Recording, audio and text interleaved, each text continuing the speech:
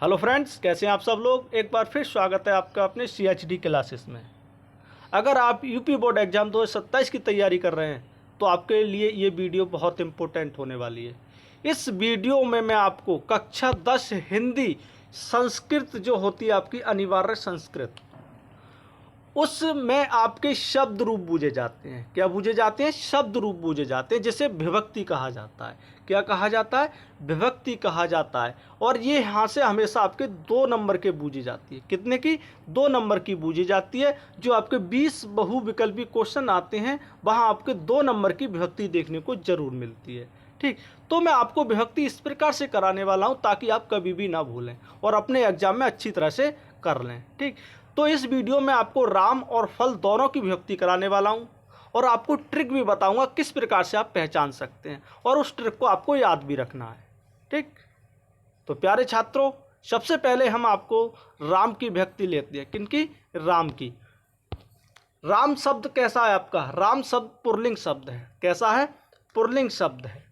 इसी प्रकार से पुल्लिंग, स्त्रीलिंग, उभयलिंग और आपके नपुंसकलिंग 4 प्रकार के इसमें लिंग होते हैं संस्कृत के अंदर।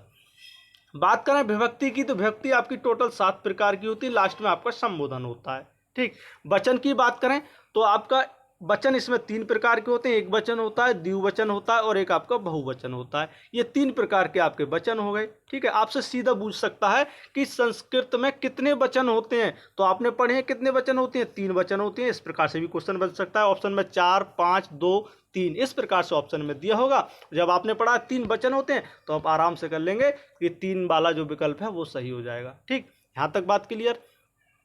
बात करें राम की तो आपका एक वचन में आपको राम को किस प्रकार से बनानी है, तो राम के आपको एक वचन में जो बनाने हैं ये तो आपको याद करने होंगे।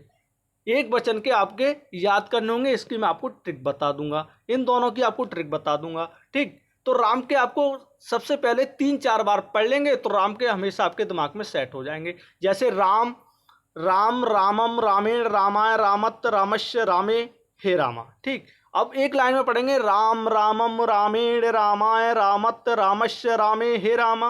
रामा, रामम, रामेण, रामाय, रामत, रामस्य, रामे, हे रामा।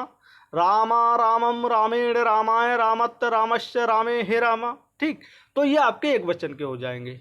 इसी प्रकार से अगला जो है आपका वो है आपका द्विवचन। ठीक, तो एक वचन में आपका क्या हो जाएगा? राम हो जाएगा, रामम हो जाएगा, रामेण हो जाएगा। ठीक है, रामाय हो जाएगा, रामात हो जाएगा, रामस्य हो जाएगा, रामे हो जाएगा और हे राम हो जाएगा। बात करें षष्ठी विभक्ति में आपका रामस्य होगा तो इससे शब्द आपका लगा होगा। आपकी कोई सा भी शब्द हो और इससे लगा होगा आपका किसमें? षष्ठी विभक्ति में। और किसमें? एक वचन में। ठीक, ये चीज़ आपको याद करनी। इससे जो लगा होगा और इससे आपका किस में लगा होगा? षष्ठी विभक्ति में लगा होगा, एक वचन की में लगा होगा। ठीक, जैसे आपको क्या दे शब्द, मैं आपसे जैसे बूझूं बालकस, क्या बूझूं आपसे? बालकस, बालक का बूझ रहा हूं आपसे, तो बालकस मैंने आपको शब्द दिया। अब आपसे पूछा है बालकस में कौन सी विभक्ति है, बालकस में कौन सी विभक्ति है और कौन सा वचन है, तो हमें पता चल गया। इससे हमने किस में पढ़ा? इससे हमने एक वचन में पढ़ा। ये तो हमें पता चल गया एक वचन का है और किसका है? षष्ठी विभक्ति का है, यानी कि छठी विभक्ति का है और एक वचन का। इस प्रकार से आप कर सकते हैं। कोई सा भी शब्द रूप हो आप इस प्रकार से कर सकते हैं। ठीक है, इसी प्रकार से जैसे आपका है रामम है। ठीक है, रामम आपका द्वितीय है, द्वितीय व्यक्ति का, एक वचन का। इस प्रकार से मैंने आपका दिया बालकम। क्या दिया? बालकम, आपको शब्द दिया बालकम। ठीक है, बालकम शब्द दिया और आपसे पूछा बालकम में कौन सी विभक्ति है, तो आपकी कौन सी है? द्वितीय विभक्ति और एक वचन की है, बालकम। इसी प्रकार से क्या हो जाएगी? रामम। इसी प्रकार से आप कर सकते हैं। एक वचन के कोई भी हो सकते हैं। ठीक है, अगला है आपका द्विवचन। क्या है आपका? द्विवचन। द्विवचन में आपको किस प्रकार से करना है? अगर द्विवचन की बात करें तो इसमें जो आपका राम शब्द दिया होगा, जो राम शब्द दिया होगा और इस पर आपको डबल मात्रा मिलेंगी। कितनी? डबल मात्राएं मिलेंगी। डबल मात्राएं, ठीक है, किसकी? अव की 2 मात्राएं मिलेंगी। अव की 2 मात्रा मिलेंगी तो आपका यही हो जाएगा, यानी कि द्विवचन में आपका रामऊ हो जाएगा, रामऊ हो जाएगा। 2 मात्रा आपको कोई भी शब्द हो, जैसे बालक हो तो आपका बालकऊ हो जाएगा। क्या हो जाएगा? बालकऊ। बालकऊ यानी कि बालक, ऐसा आपने लिखा बालक और आपका क्या हो जाएगा? बालकऊ हो जाएगा। क्या हो जाएगा? बालकऊ हो जाएगा। तो आपको समझ जाएंगे कि हमारा किसका है? प्रथमा द्वितीय, प्रथमा और द्वितीय विभक्ति का है। किसका? प्रथमा और द्वितीय विभक्ति का हो जाएगा। ठीक है, इसी प्रकार से आप कर सकते हैं। बात करें तृतीय चतुर्थी, तृतीय और चतुर्थी की बात करें तो इसमें कैसे हो जाएगा आपका? तृतीय और चतुर्थी में कैसे हो जाएगा? ठीक है, तृतीय और चतुर्थी में और पंचमी में तो क्या हो जाएगा आपका? केवल विराम लग जाएगा। क्या लग जाएगा? विराम लग जाएगा, विराम। ठीक है, क्या हो जाएगा आपका? जैसे कोई भी शब्द होगा और आपका क्या लग जाएगा? विराम लग जाएगा। क्या लग जाएगा? विराम लग जाएगा। विराम आपके किस में लग जाएगा? तृतीय में लग जाएगा, चतुर्थी में लग जाएगा, पंचमी में लग जाएगा।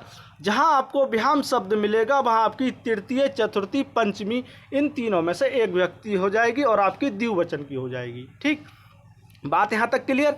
आपको विराम शब्द मिल गया तो आप पहचान गए कौन सा हो जाएगा। ऑप्शन में आपका दिया होगा तृतीय तो आपका चतुर्थी नहीं दिया होगा, नहीं पंचमी दिया होगा। अगर पंचमी दिया होगा तो आपको तृतीय नहीं दिया होगा, चतुर्थी नहीं दिया होगा। ठीक है, इस प्रकार से आपका हो जाएगा। अगला है आपका राम शब्द होगा और रामियो हो जाएगा। किसमें? षष्ठी और सप्तमी में क्या हो जाएगा? रामियो हो जाएगा। इसी प्रकार से बालकव हो जाएगा। क्या हो जाएगा? बालकव। ठीक है, क्या हो जाएगा? बालकव हो जाएगा इसी प्रकार से। ठीक, इस प्रकार से आपको यहाँ एक मात्रा द्विवचन में षष्ठी और सप्तमी में एक मात्रा हो जाएगी, रामो हो जाएगा, और रामऊ का यहाँ रामऊ हो जाएगा, दो मात्रा लग जाएंगी।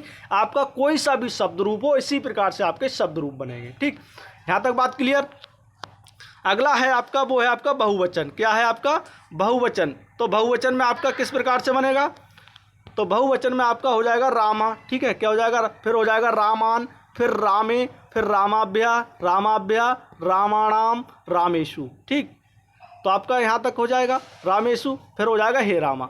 अगर बात करें चतुर्थी की और पंचमी की, चतुर्थी और पंचमी विभक्ति की बात करें तो आपका ब्याह शब्द मिलेगा। क्या मिलेगा?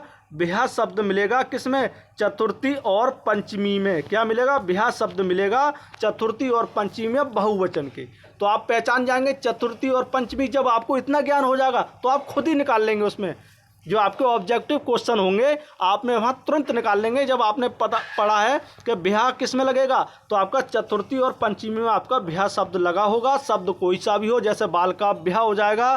ठीक है, इस प्रकार से फले ब्याह हो जाएगा, लते ब्याह हो जाएगा। इस प्रकार से आपका ब्याह लगा हुआ मिलेगा तृतीय, वो चतुर्थी और पंचमी में। आपका रामाणाम हो जाएगा, यहाँ रामा नाम या बाल का नाम हो जाएगा। ठीक है, और हमेशा ये याद रखना है आपको सप्तमी व्यक्ति, सप्तमी व्यक्ति में क्या हो जाएगा आपका?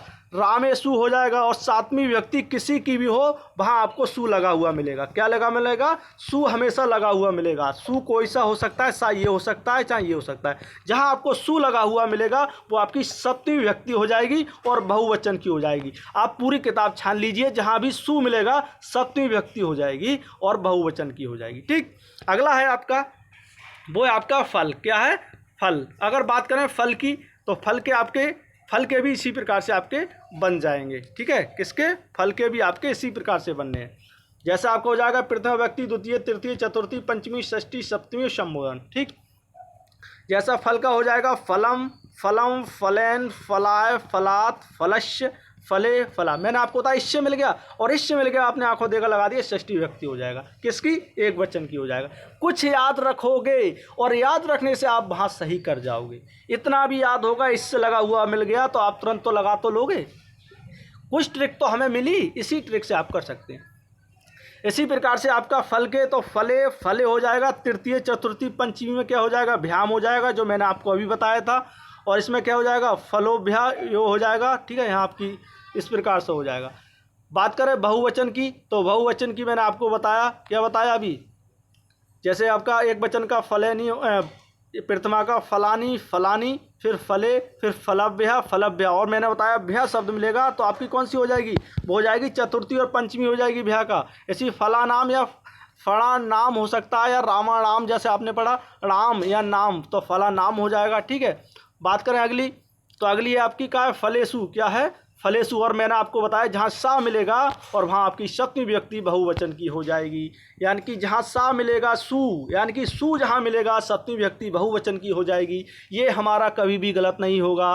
ब्याह ब्याह मैंने आपको बता ही दिया, जहाँ ब्याह ब्याह मिलेगा वहाँ आपकी चतुर्थी और पंचमी बहुवचन की हो जाएगी। ठीक है, इस प्रकार से आप अपनी कर सकते हैं विभक्ति, जिसे शब्द रूप कहते हैं। ठीक है, तो प्यारे छात्रों, मैंने आपको अच्छी तरह से समझा दिया। अगर समझ में नहीं आया हो तो वीडियो में कमेंट्स करके ज़रूर बताएं, ताकि मैं और अच्छी तरह से आपको समझाने की कोशिश करूं और अच्छी सी ट्रिक के साथ दोबारा से तुम्हें समझाऊं, ताकि अच्छे से खोपड़ी में सेट हो जाए। ठीक, तो प्यारे छात्रों, मिलते हैं नेक्स्ट टॉपिक नेक्स्ट वीडियो के साथ। जब तक के लिए जय हिंद, वंदे मातरम।